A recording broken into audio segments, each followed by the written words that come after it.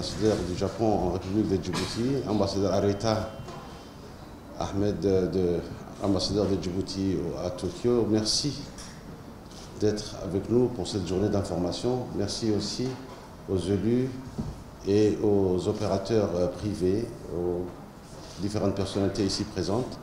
Nous avons voulu, après discussion avec les deux ambassadeurs, informer une mission, je dirais, commerciale importante, une mission économique importante au Japon, à Yokohama, du 28 au 30 août.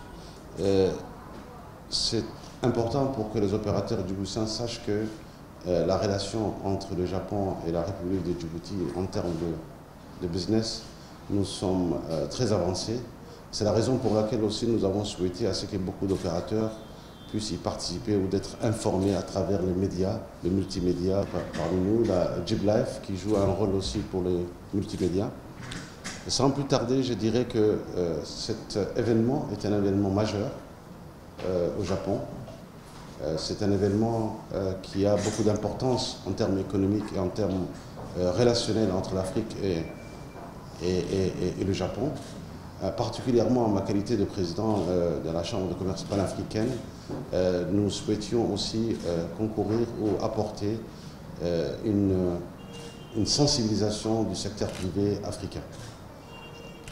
Donc je laisserai la parole à l'ambassadeur Yoritani pour qu'il puisse nous donner quelques informations.